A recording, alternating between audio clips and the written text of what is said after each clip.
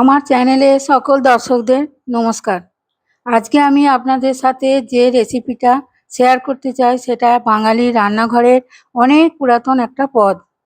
মহারাজ কৃষ্ণচন্দ্র, যিনি কৃষ্ণনগরের জমিদার ছিলেন, তাকে আমরা মহারাজ উপাধিতেই চিনি। তো তার রাজসভার প্রধান বিদূষক গোপাল ভাঁড়ের নাম শোনেনি এমন বাঙালি বোধহয় খুঁজে পাওয়া যাবে না।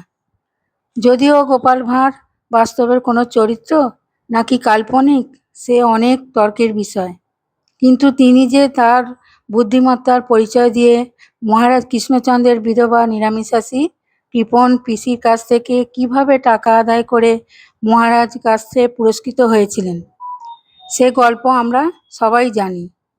এতক্ষণে আপনারা বুঝে গেছেন আমি ঠিক কী বলতে চাইছি, সেই লাউ চিংড়ির গল্পের কথা।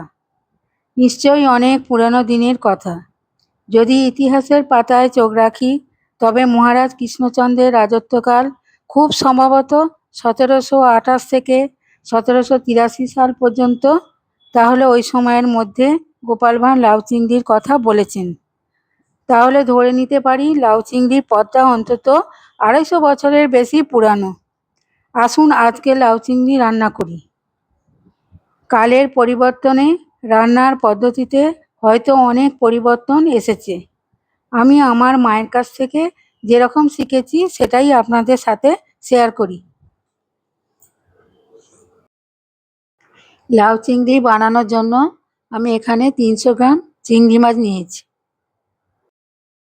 সাথে একটা ছোট কচি লাউ চৌকো চৌকো করে কেটে নিয়েছি। আর নিয়েছি 3টে মাঝারি সাইজের আলু চৌকো চৌকো করে কেটে নিয়েছি।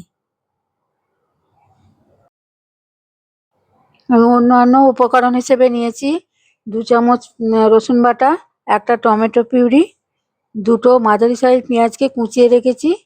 মশলা হিসেবে আমি এখানে ব্যবহার করেছি 1 চামচ কাশ্মীরি মির্চি, 1 চামচ জিরে, 1 চামচ হলুদ, 1 চামচ লাল লঙ্কা, 1 চামচ ধনে গুঁড়ো, 1 চামচ গরম মশলা গুঁড়ো আর 1 চামচ আদা বাটা। এখন আমি লাউ আর আলু প্রেসার কুকারে একটা হুইসেলে সেদ্ধ করে নিচ্ছি। লাউ আর আলু আমার সেদ্ধ হয়ে গেছে। এবার আমি একটা অন্য পাত্রে নামিয়ে নিচ্ছি।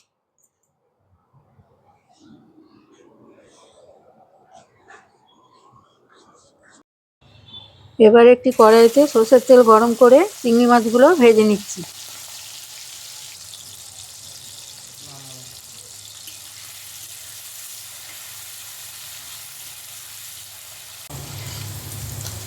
মাছগুলো ভাজা হয়ে গেছে।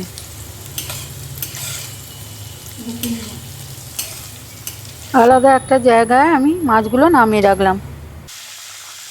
ওই তেলেতেই আমি জিরে আর তেজপাতা ফোড়ন দিলাম।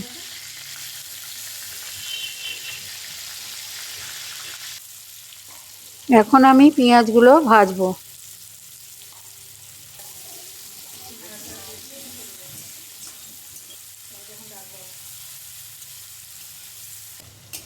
পেঁয়াজটা প্রায় ভাজা হয়ে গেছে। এবার আমি রসুন বাটাটা দিলাম।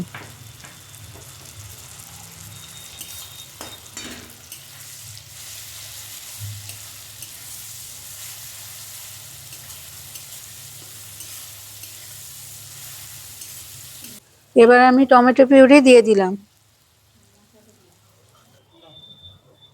সমস্ত মশলাগুলো দিয়ে দিচ্ছি, দিয়ে একটু নাড়াচাড়া করে নিচ্ছি।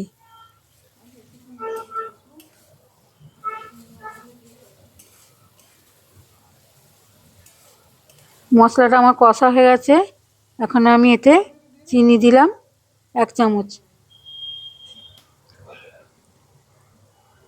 স্বাদ অনুযায়ী নুন দিচ্ছি।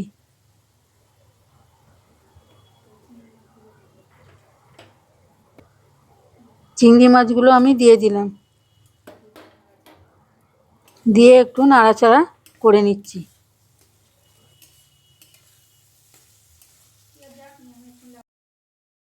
এরপর সেদ্ধ করা লাউ আর আলু আমি মশলার সঙ্গে ভালোভাবে কষে নিচ্ছি।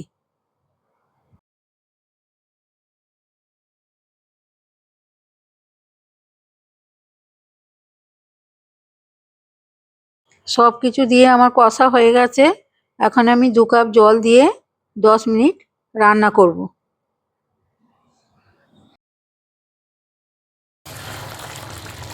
রান্না হয়ে গেছে, এবার আমি এটা নামিয়ে নেব।